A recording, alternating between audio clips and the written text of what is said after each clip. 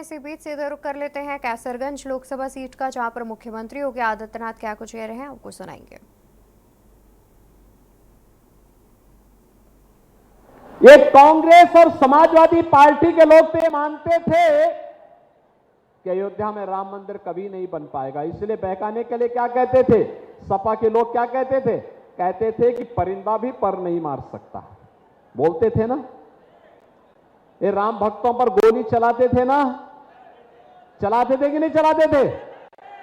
और कांग्रेस के लोग क्या कहते थे, कहते थे राम तो हुए ही नहीं। क्या कहते थे, राम हुए ही नहीं। राम के अस्तित्व पर ही प्रश्न खड़ा कर दिया था कांग्रेस ने। यानी राम के अस्तित्व पर प्रश्न खड़ा करने का मतलब हम और आप सबके अस्तित्व पर प्रश्न खड़ा कर देना। और इन लोगों के द्वारा आज भी यही बयान दिए जा रहे हैं। कांग्रेस के एक बुद्धिदाता हैं, उनके द्वारा कहा जा रहा है कि राम यानी अयोध्या में राम, भारत के अंदर राम मंदिर का निर्माण भारत के विपरीत हुआ है। आप मुझे बताओ, आप राम मंदिर का समर्थन करते हैं कि नहीं करते हैं? करते हैं ना, हर भारतवासी करता है ना, हर सनातन धर्मावलंबी खुश है ना इस बात को लेकर के। और समाजवादी पार्टी के राष्ट्रीय महासचिव क्या कह रहे हैं, कह रहे हैं राम मंदिर का निर्माण बेकार हुआ है। अरे बेकार तो आप लोग हैं, बोझा हैं इस समाज के। जब सत्ता में आने का अवसर प्राप्त हुआ, जब सत्ता में आने का अवसर प्राप्त हुआ तो राम भक्तों पर गोली चलाते हैं। जब सत्ता पे अवसर हुआ तो गरीबों को लूटते हैं। बेटी और व्यापारी की सुरक्षा के लिए इन लोगों ने उस समय समस्या खड़ी की थी, और आज कहते हैं कि राम मंदिर बेकार बना है।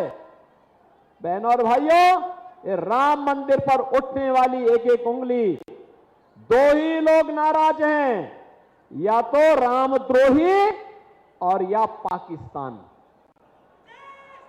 समझ रहे होंगे ना, जो रामद्रोही है या पाकिस्तान, इन्हीं दोनों लोगों को राम मंदिर से बुरा लगा है। और बाकी पूरा हिंदुस्तान कह रहा है कि जो राम को लाए हैं हम उनको लिहाएंगे। और बहनों और भाइयों, मैं इसीलिए आया हूं, करण भूषण तो परम राम भक्त हैं, खानदानी राम भक्त हैं। ये पयागपुर तो खानदानी राम भक्त है, बहराइच तो खानदानी राम भक्त है। ये वही भूमि है जिस भूमि ने सोमनाथ मंदिर के गुनाहगार सालार मसूद को जहन्नुम में पहुंचा करके, रसातल पर पहुंचा करके भारत के धर्म की रक्षा की थी। महाराज सुहेलदेव की ये पावन भूधरा है। और इसीलिए पयागपुर के महाराजा भी यहां आए हैं, वे भी अपना आशीर्वाद करण भूषण को देने के लिए आए हैं। उन्होंने जमीन दान दी और हम लोगों ने महाराज सुहेलदेव का भव्य स्मारक बना दिया ना। अरे हमारे पूर्वज थे, हमने बनाया है, हम बनाएंगे, क्योंकि मोदी जी ने क्या कहा, हमें अपनी विरासत पर गौरव की अनुभूति होनी चाहिए। ये हमारी विरासत है। महाराज सुहेलदेव ने आज से 1000 वर्ष पहले उस विदेशी आक्रांता को धूल चटा करके, उस नराधम पिशाच को जिसने सोमनाथ के मंदिर को पवित्र किया था, उसको रसातल पर पहुंचा करके भारत की रक्षा करने का काम किया था।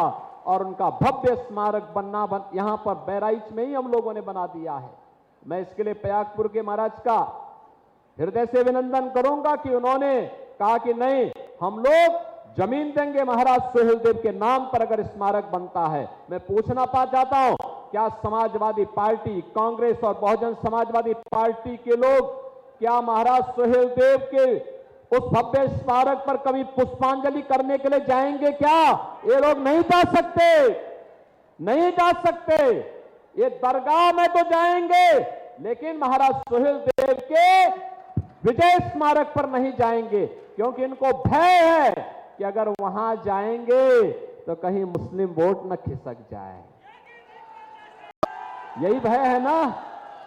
और जब यही भय है तो भैया ठीक है, तुम वहीं का ले लो, वहीं जाओ ना, फिर क्यों हमारे पास आ रहे हो? ये तो हिंदुओं को बांटना चाहते।